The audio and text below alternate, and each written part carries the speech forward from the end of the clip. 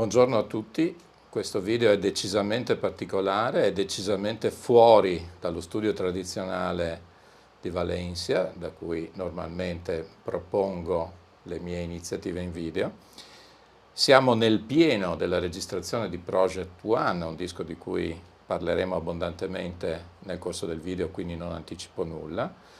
Anticipo solo la presenza dei due protagonisti di questo disco, il mentore un po' di tutta questa operazione, che è Marco Lo Muscio, grande, qualcuno direbbe tastierista, a me piace dire pianista e organista, che è più corretto e più attinente anche al suo ruolo, e il partner di questa avventura, che è il grande David Jackson, uno dei membri fondatori dello storico gruppo dei Graaf Generator, un sassofonista meraviglioso con uno stile personalissimo che molti conoscono, ma secondo me scopriranno ancora di più in questo disco, molto naked music, solo organo e sax e live all'interno della bellissima chiesa di San Gregorio VII qui a Roma, con fra l'altro un'acustica imperiale ricchissima, un lunghissimo riverbero, come sentirete, che veste i suoni in modo decisamente particolare anche in rapporto al tipo di musica proposta, che, diciamolo pure, è abbastanza inconsueto sentire con queste acustiche e con queste sonorità. Ma del resto stiamo parlando da una parte della grande musica classica del Novecento e dall'altra della grande musica non classica del Novecento, che è la musica prog, per cui decisamente territori di elezione. Come al solito mi sto dilungando e invece voglio subito passare la parola agli ospiti in un video che vi annuncio già che è molto più lungo del solito, ma capirete che ne vale la pena. Due indicazioni: perdonate, soprattutto gli amici inglesi, perdonino il mio inglese veramente pessimo che esibisco nel corso delle domande. Io vivo un momento con le lingue un po' complicato perché sto imparando lo spagnolo, non parlo l'inglese da un po' di tempo e insomma mi si accavallano i tre idiomi, italiano, spagnolo, inglese, e un po' ogni tanto mi perdo, quindi chiedo scusa per il mio inglese terribile. E vi suggerisco poi di attivare ovviamente i sottotitoli, perché David giustamente appunto risponde in inglese, vale la pena capire molto bene tutto quello che dice. Ovviamente io credo che tutti voi conosciate perfettamente l'inglese e non vi servano i sottotitoli, però se così non fosse c'è questa comodissima funzione di YouTube che ci aiuta molto in questa cosa. E quindi buon ascolto e buona visione. David Jackson, 76-year-old, but 62 years in the history of the music. Well, you must be right. But it is really, music has been my life, you know, from the youngest age. So I don't really differentiate between being a musical child. It's one continuum. Yeah. This is a tradition in England to study music since you are a child. You were a child. In my case, I had an elder brother who was 5 years older than me, who was a very, very, very good musician. And I worshipped him. I thought, oh, he's magic. He can make beautiful music. And he used to make pipes from bamboo. And if a pipe wasn't very good, he'd say, you can have it, you can have it. And I used to practice and practice and practice and copy all the childhood tunes. But there was one special moment in my childhood that I will never forget. And I found a special place in the corner of the house where the sunlight came in, but it was an old dusty house. And when I played my little bamboo whistle or flute in the sunlight of the window, everything sparkled. The dust, it was complete magic dust. And as my fingers moved, the music changed. I was enchanted. I have had exactly the same experience on stage with the powerful lights. Sure. So this is a moment or when I go back to this moment and think, I need this light to play in the light is an obsession. Yeah, wonderful. It's a really great image, this one. Very powerful. Yeah. I have to ask you, when you start with the great group of Graaf Generator, your career, all of you were so young, about 20, 25 years, but you were creating a great music, so deep, so intense. How can you have done this one? I think it was a great luck, a juxtaposition of the right people. Yeah. And we didn't know it, but when we got interested in astrology and why are we successful, what is happening here, we have Peter Hamill, water, David Jackson, fire, Hugh Banton, the earth, and the drums are the air. This is a perfect combination. Yeah. You know, we are connected, you know, perfectly together. Together and with the universe. With the universe. But, you know, we had an inspiring genius to work for. I mean, Peter Hamill was the leader. He was the boss. He was the inspiration. And he would come every day with the most astonishing ideas. And we would go, yeah. But in my case, the blessing, the luck, was complete luck. But when I was at university, I was obsessed with learning to play two saxes at once. But it was always very difficult to find a repertoire. Yeah. But Peter Hamill would play something, and I would grab the horns and play da-na-na-na-na-na-da. And yeah. It was immediate. It was electric. And that was with all the writing. There was never fear or anxiety about, oh, it's not so good. It was yes. Occasionally, Hugh Banton would go into professor and research, and I need to find the solution from this transition to this transition, you know, harmonic development. And we would say, okay, we come smoke something, you know. And then we would come back together and, yep. It was so fast. And all of this creation was in a simple rehearsal room or directly in studio? Good question, Marco. What was very fundamental about the relationship between Peter Hamill and myself was that he needed someone to help pay the rent in his flat. And I had nowhere to live. So for 6 months, he said, you can sleep here on the floor. Oh, yes, thank you, please let me sleep on the floor. And we had no money, so we used to busk, go on the streets and play tunes. Yeah. And I used to play the flute or the small saxophone, and we used to, not so much money, but people were enthusiastic, and we would write a song and play it on the street. So every day we would write something together, and then we would then have to meet the others and find a rehearsal room. But most often it was a studio. I mean, we would often go straight to the studio. Yeah. I don't remember, maybe 3 or 4 rehearsals. Mm-hmm. A lot of work was done in the studio. Yeah, sure. You told me about the house light keeping the light of the story of that difficult sessions of recording in Porn Arts. Yes, Porn Hearts was a particularly ambitious project because every project we did was more complex.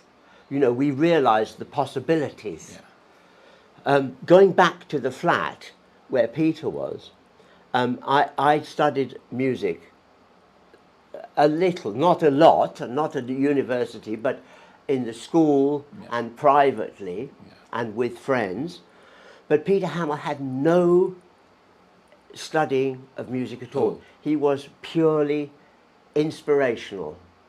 Pure talent. Pure talent, natural talent. And you put someone of natural talent together with me, with a little knowledge, and I say, Peter, do you know this? Do you know that? And Peter was, yeah, okay, yeah.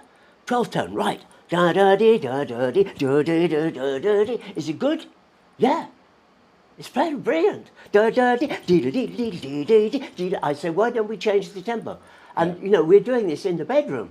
Yeah. In the bedroom. And then you take it to the band, and the band, you know, Hugh Bantam was a professor of music. He could play anything and understand anything. Guy was a fantastic drummer, and they picked up these ideas as fast as anything. So, but with Horn Hearts, there were so many different sections. The story was so complex. But earlier, before on that album, we had to do a little sectional work. I think in Pioneers Overseas, or maybe that was the record before. It was from H2HE. But we'd already discovered in the studio you can cut with the blades, and you know you cut. It was so exciting, but we had no idea about what is a fader, what is a knob, what is a tape. You have the idea of music. Pure music, and then you say to the engineer, or in our case we had a very, very good producer called John Anthony, could we do that? And he said, we could do that, but we need to do it in sections. And then we can, you can stick them together. Yes, because before that, it was old school, old school. You know, everybody's in a different part of the studio with headphones, and you make a mistake, you start again. And you have to talk about the secret of the title of Porn Arts. Oh, because I think that no one knows the story. I think it is possibly a secret, but no longer a secret. I tell the world. Till now. till Marco Lincetto reveals the truth. Okay, now the truth is, when we were doing a lot of these complicated edits and things and sections, people maybe were a little bit tired or maybe asleep or something. I would have an idea and I would say, don't worry, tomorrow I do some more horn parts. I add some more double horns, I add some more lines, some flute or something. And this became a little bit annoying to some people in the band who, why so many horn parts? Listen, listen, trust me, trust me, trust me. You know, there was a house with no door with 16 horn parts. Da, da, dee. Oh, well, I forget the melody now, but anyway, so they did trust me a bit. But sometimes when they were angry, they would say, no more, I have to use a bad word, effing horn parts, David. No more effing horn parts. Now, what happened on one day was somebody said, no more effing porn parts! And everybody just stopped. Porn heart.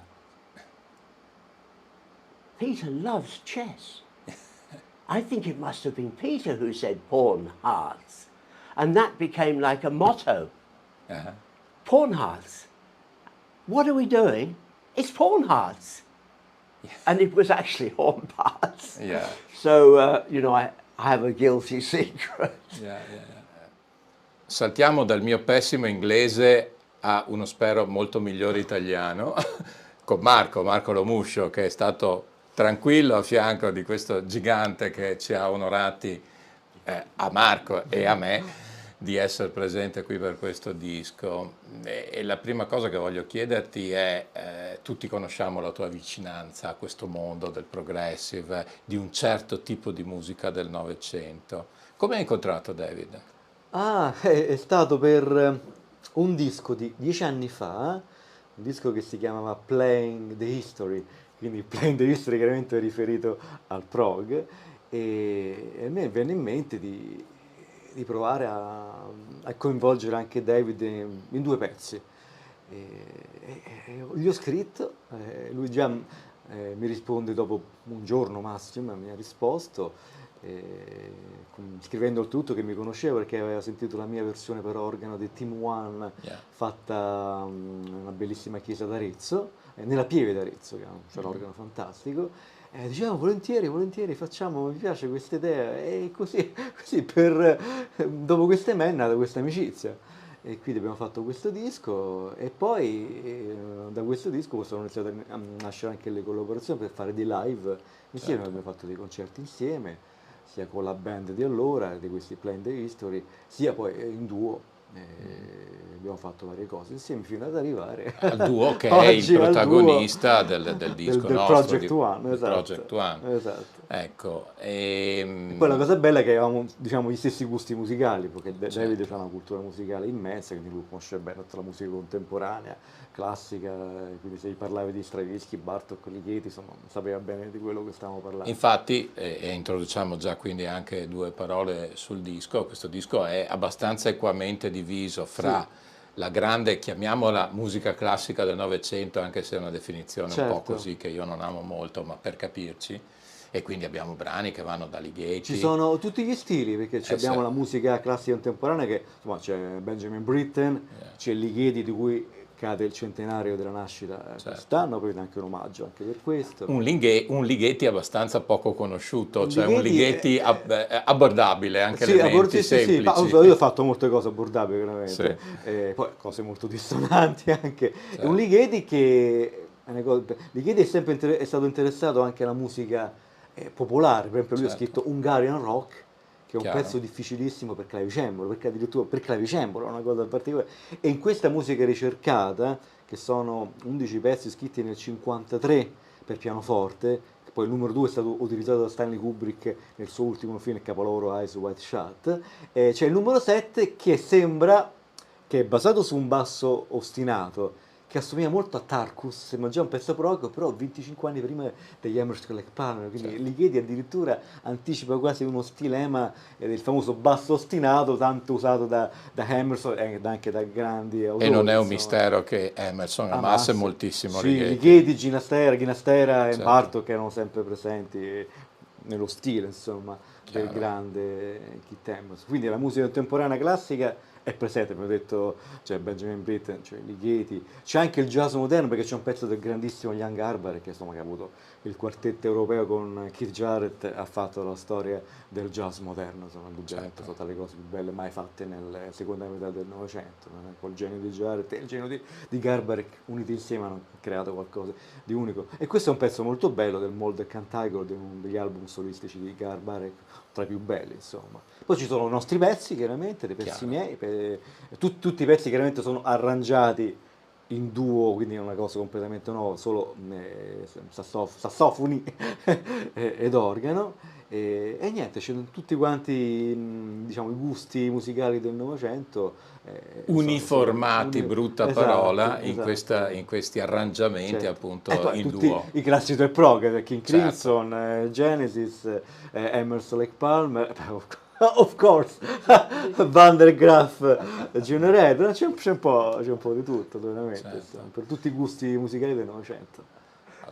So David, you in this project you play all your instruments, all your saxophone, but it's not so easy in this case, because we have very hot and any kind of disaster you can imagine.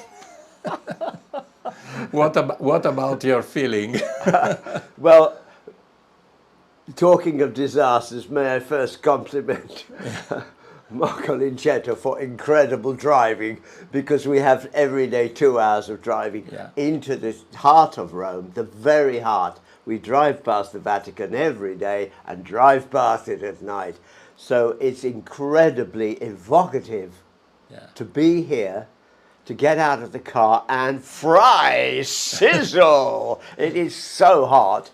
But this was my first experience in Rome, to sizzle. This hot was in, I think, I don't know the day I came to Rome, but maybe June. Yeah.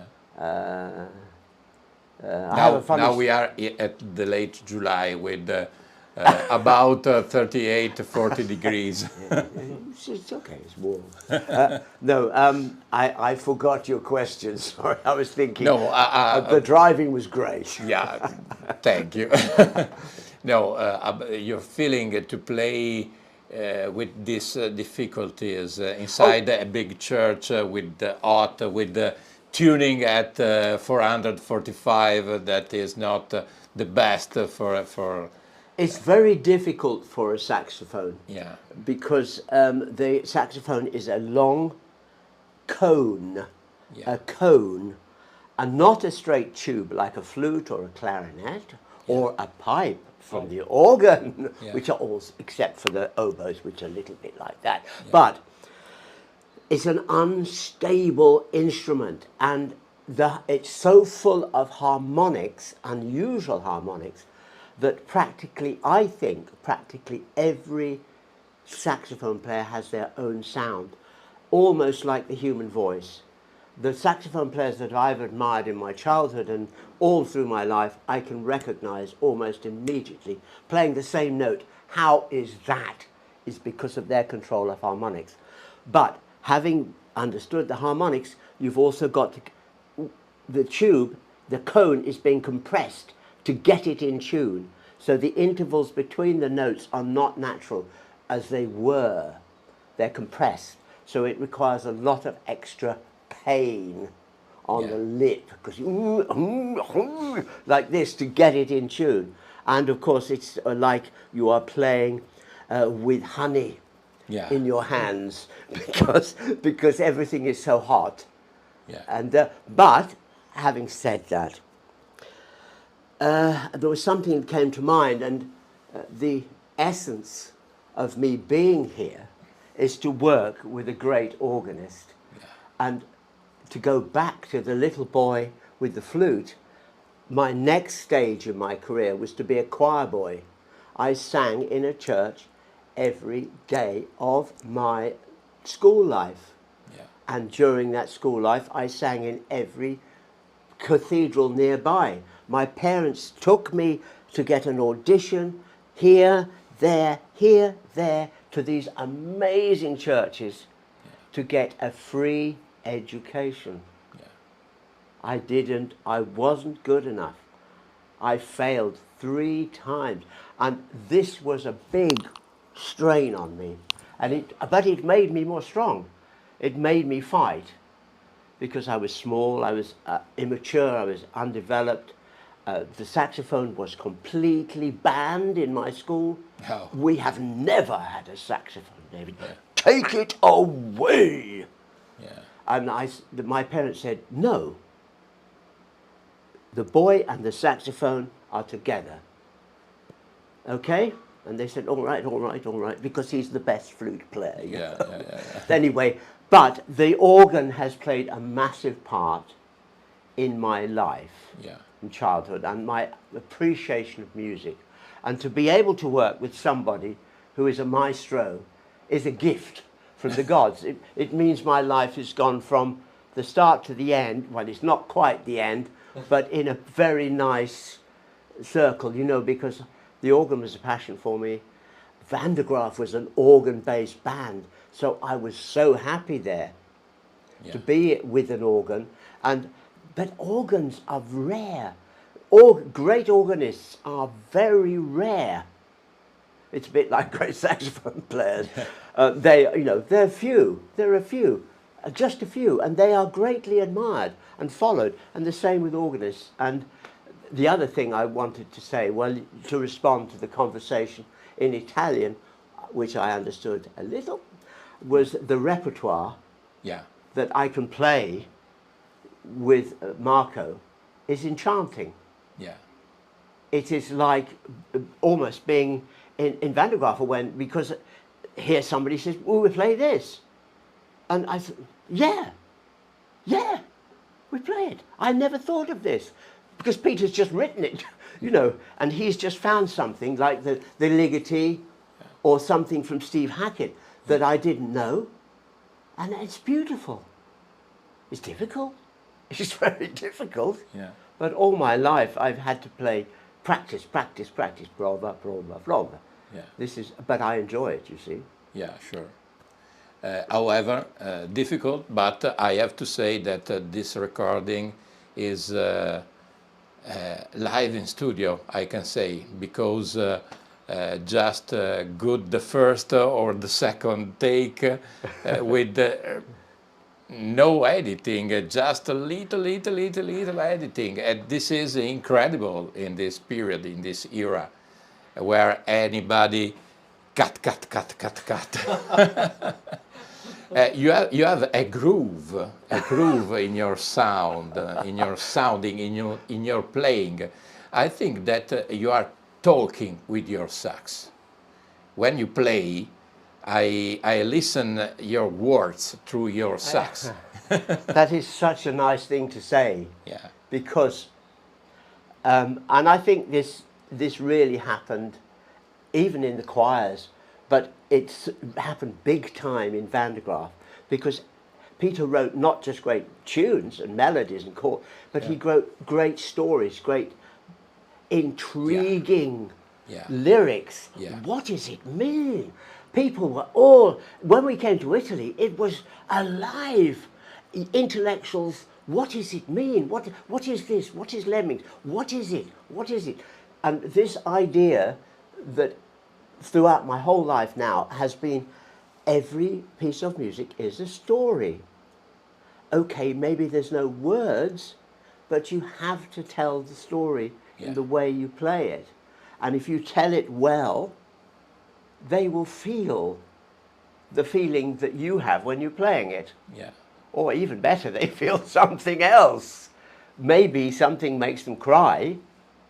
And that was not my idea, but they find something very sad or something very uplifting. And I thought it was sad. You understand, it's about emotional reaction to the story. So I suppose that is a small gift that I have, but I'm not a great player. I'm not a great, you know, I never was allowed to study the saxophone. It was forbidden. My parents said, no, you finish music now. Now you go to university. Yeah. You finish music. Music is finished. But it was never finished. Yeah, never. I just tell you something that... Fortunately. Luckily. Fortunately. But I was blessed in my university, choice of university, which really wasn't my choice. It was something called the clearing scheme. We need to find a place for David. Okay, St Andrews in Scotland. Where is that? Scotland. And I was playing with amazing musicians, local musicians, and people like Robbie McIntosh, who is 15 years old. He is the drummer of the Average White Band. Yeah. I am playing with Molly Duncan, and the big band is the horn section of the Average White Band. Yeah. And they say, David, you can play with us. It's difficult. So I was lucky. Sì. Marco, e quindi ti sei preso la tua parte di giusti complimenti in questa operazione. Ma sono piccolo io. Ma in realtà, come poi tutti sentiranno quando ascolteranno il disco, tu hai delle trame all'organo veramente complesse, importanti. Quello sì. E quindi com'è stato questo interfacciamento con David? David parla col suo strumento e tu lo supporti e dialoghi con lui. Sì, ma lui dice che è un combattimento, non è sempre un combattimento tra mostri amici. Che l'organo è un mostro, è lo strumento più grande al mondo, veramente, con una potenza è un'orchestra sinfonica suonata da una sola persona. Sì. Il pianoforte ha possibilità simili, ma non fino a questo punto. E non con quei livelli di suono. Non con quei livelli di suono, anche se c'hai un pazione di quasi 4 metri non può arrivare alla potenza dell'organo, la cattedrale, chiaramente. Organo che poi, diciamolo, è l'organo della chiesa di San San Gregorio VII, un bellissimo mascioni, che è un mascioni, un grande che strumento. insieme sì. a tamburini ruffati sono le 3 diciamo, case organarie del Novecento più famose, insomma, poi tenute in ottime condizioni. E quindi c'è questo combattimento tra mostri, quindi un continuo dialogo, scontrarsi con queste due sonorità veramente possenti, insomma. È una sfida bellissima chiaramente da affrontare. Certo, e in particolare, noi stiamo proprio in questi giorni, fra ieri e oggi, abbiamo affrontato e riaffronteremo il brano che è un po' il traino di questo disco, che è Theme One, e dopo chiederò "Then I ask you something about Theme One, but now I want to ask Marco, cosa pensi, cioè come hai affrontato un brano che è diventato il simbolo di un gruppo, uno dei simboli di un'epoca? È un brano che in 3 minuti racchiude una storia. Certo, beh, tanto chiaramente il brano è del grandissimo George Martin, famoso, Sì. il quinto Beatle, Yeah. e questo è importante. Era la sigla, se non sbaglio, era la sigla di BBC One, ecco perché si chiama Team One, perché era la sigla di questa trasmissione radiofonica che apriva le trasmissioni di BBC One. E poi che Van der Graaf, che già era, se sentite l'originale, è già bellissimo, poi George Martin è un arrangiatore talmente geniale che qualsiasi cosa toccava la faceva fiorire. E poi così è passata ai Van der Graaf, e loro hanno fatto un'altra versione chiaramente in chiave prog, certo. quindi con un gusto differente, insomma, che funzionava altrettanto bene, probabilmente powerful, incredibile, con un'energia incredibile. E io praticamente cosa ho fatto? La partitura non esiste, quindi nota, come ho sempre fatto, trascrizione nota per nota orecchio dall'originale, e quindi dopo la trascrizione nota per nota l'arrangiare per il nuovo strumento, perché all'inizio chiaramente è nato come arrangiamento per organo solo, quindi lo suonavo nei miei concerti d'organo da solo come un pezzo solista, però con i sassofoni di David è assolutamente, non ho cambiato nulla della versione di faccio lo stesso che facevo da solo. Molto fedele, È un assolutamente. pezzo molto difficile da suonare per tutte e due, perché chiaramente Certo. è un pezzo virtuosistico, perché è pieno di scale, accordi, ritmiche comunque complesse, però è una gioia poterlo fare in questa via con il grande David.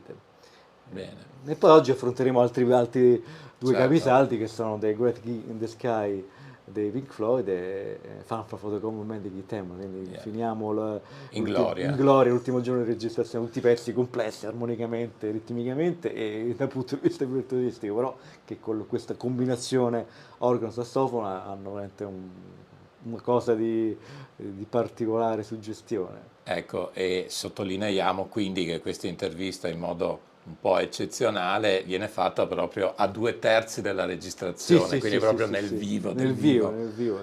La stiamo facendo, e spendiamo 2 parole anche di questo, all'interno della Camera delle Meraviglie, che è il tuo regno. Adesso allargo un po' l'inquadratura, così Già si qui si possono vedere intuisce. un po' di quadri, statue. E questa è la unica Wunderkammer, Camera delle Meraviglie, come erano fatte, concepite nel 500 e nel 600 dalle grandi collezioni private degli Asburgo e dei Medici.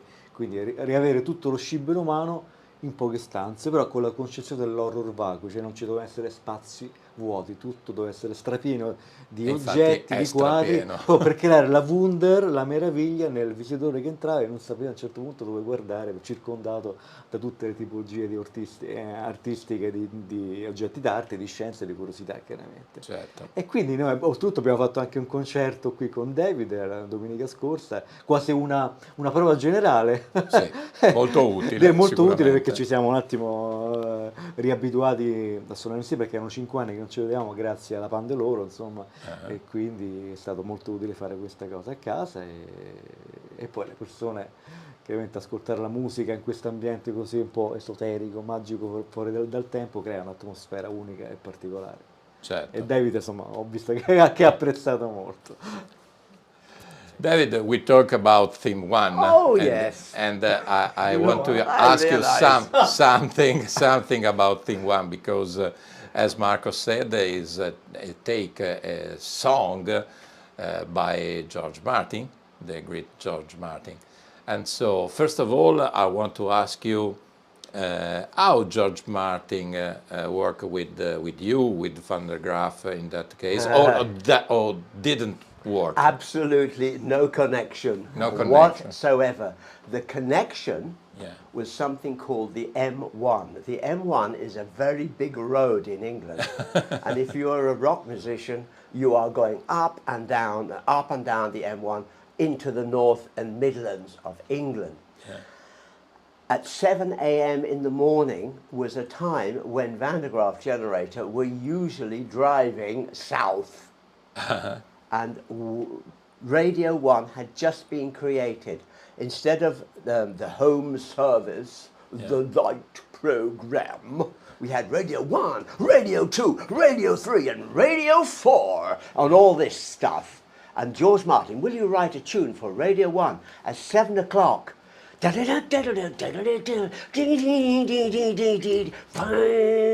Okay. And I would always be driving 80, 90 miles an hour because I didn't drink, I could drive. Okay, I'm going, theme one. Every week we listened to theme one. We were in Germany later in that year, and we were at a big event for Charisma Records, the company we worked for. And Peter Hamill was disappeared. Where is Peter? Oh God, where is he? He probably was doing an interview, I think. So all the record companies were there, in the circus in Munich it was, and play something. And we'd already had a try at theme one because we enjoyed it. Hugh had prepared everything, you know. It was, for him, it was a challenge. It was difficult, but he could do it. The melody was simple for me. The double horns was a natural, instant. I did it with electric sax then, which I didn't really talk about much, but it was all very much more powerful. Backline electric sax, powerful organ, and so on. And the record company, we played it. And the record company went mad. They were cheering. Oh, yes, it's the next single. Hang on. It's not a problem because Peter is not here. And he doesn't know anything about this. When we went back to England, the record company said, just record it. Do it like you did in Munich. And John Anthony put all this... I forget what it's called, but it's there's a word for it. It's not popular anymore. It's an effect where it's swimming. Do you know what it's called? Oh, anyway, if I remember the effect, but it made it sound different. Anyway, the record company said, yeah, it's fantastic. I think Peter was going, I'm not sure about this. But the record company were all powerful, and they put it out, and it was on a single, you know, and the man had a pile of singles that his man called the plugger. The plugger takes a pile of singles to the record companies, to all the newspapers, and he has money. Here is the record, here is some money. Okay? Okay. It's a little bit corrupt. Because if you give me enough money, I will play this record, okay? It's a little bit corrupt. The record went everywhere and it became number one. It was very popular all over Europe. Everybody wanted theme one, theme one, theme one. Everywhere we played, theme one, theme one. But for some mysterious reason, the BBC don't like it. Not one play. Incredible. And we were very, very upset because we'd had refugees and they used to play refugees. Yeah. We had I think another one, but theme one, George Martin does not like it. Yeah. That's the reason. So there became a myth, a myth that George Martin said no. But George Martin was not important so important in Italy. Yeah. So in Italy, theme one, rocket, Yeah. instant hit. Our lives were changed. But most of all, my life was changed because I was the front. Yeah, the front. And I was on all the magazines in 1972, and it was embarrassing for the band because it was the wrong emphasis. Van de Graaf is not about me. Yeah. It's about Not Peter about Hamilton. each one. Not about each one. No. You were a band. We were group. a band. Yeah. Absolutely a band. And I think Peter became a little bit upset. So you can leave the story there and say, Theme 1 was a great success in Italy. Van de Graaf became famous in Italy. Van de Graaf went everywhere after the big success of Italy. And I will thank the Italian people for the rest of my life, forever, for accepting, the band and their song. And that has been a passport for me for the rest of my life. Even brings me here today with Project Una, Project One, which is a very sweet thing for me. Very sweet thing. Yeah. But I can tell you something if you want. Yeah, sure. And some American men decided that it was time in 2005 to release their book, The Story of Van de Graaf Generator. And one of the chapters is, what happened to Theme 1? Why did George Martin reject it? And now nobody would take this risk of asking George Martin. He's old, he's alive, he's very old, but my son, Jake Jackson, works in the studio created by George Martin. He was a conduit. So I told the man who wrote the book, I said, write to Jake. He will explain your questions. He will give them to the son of George Martin, who is his friend. I forgot his name. And inside the email was a recording of Van de Graaf Theme 1. The son took it and said, hey, this is great. I never heard it. The son of George Martin. Yes, the son of George Martin, who was working on the Beatles thing at the time, that amazing new Beatles thing that they did in the circus. It was an amazing project. Jake was obviously aware of all of this, and he said, well, look, here it is. Come on, let's try. Let's give it to George, come on. He's a lovely guy. George took the email, he listened to Theme 1, and he replied. Now, I don't have the exact words, because I don't have the book. I only have the idea. The idea was, I always loved the Van de Graaf version of Theme 1. I always loved it. There was another one by Cozy Powell or something, but I like the Van de Graaf one best. What I do not understand is why the BBC didn't play it. And so this is the mystery, and will be forever the mystery. Forever the mystery. Yeah, it's incredible. The story is really incredible, but really interesting. Just to know the big company sometimes, always treat the music and the situation. They control everything. For some reason, they have an idea that I think they thought that they didn't play anybody else's version of Theme 1 because I think they did not want to offend George Martin. It's probably because they used his version as the title for their new program, the great Radio 1, theme 1 for Radio 1. It was something. We live in a world of cover bands. Yeah. In those days, there was no such thing. There was the original. Yeah. Nobody copied anybody else. Yeah. So we were really, we were ahead of our time. We were the first cover band. Sorry, I just thought that for the first time. Very special cover band, I think. Exactly. However, I think that it's time to close this interview. I have many questions. We can talk for hours and hours and about anything, but it's not possible. Maybe the next time. Alla prossima! I am ready.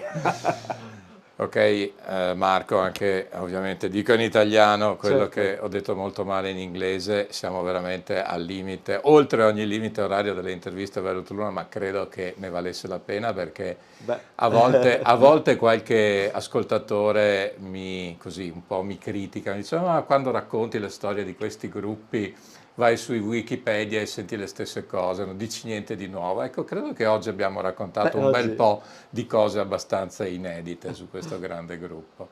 Quindi vi ringrazio, I thank you for your presence, your collaboration. Grazie Marco, Grazie. Thank you David. Posso aggiungere solo una cosa? Sì.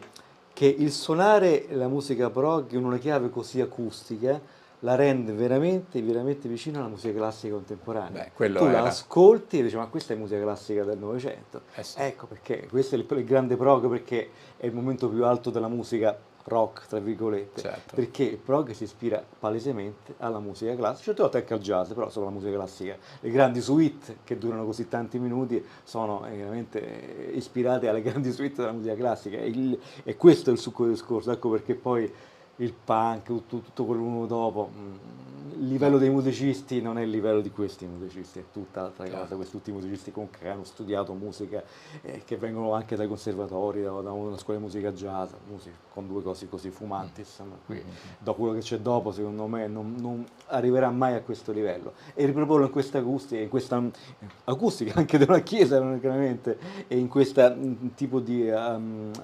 arrangiamento così acustico dà proprio un senso di grandezza a questa musica. Certo, io mi stavo clamorosamente dimenticando, pensa a te, e la ricchezza e l'abbondanza di questo disco, che in realtà dentro questo disco abbiamo due piccoli ospiti che fanno la loro bella figura, diciamo così, che sono due fratelli inglesi, un chitarrista, un flautista, un certo Steve e John Hackett. Sì. E quindi ricordiamo che ci sono anche questi ospiti. Poi è stata anche l'occasione perché il 18 febbraio ho suonato con loro a Lancaster, abbiamo fatto un bellissimo concerto in trio e io gli ho chiesto ma stiamo facendo questo progetto e loro sono stati entusiasti di donarci due brani, due chicche insomma, nel loro repertorio. Due brani di Steve che sono ovviamente in questo disco e anche questi con arrangiamenti totalmente nuovi e inediti fatti appositamente per Project One. Certo, bene.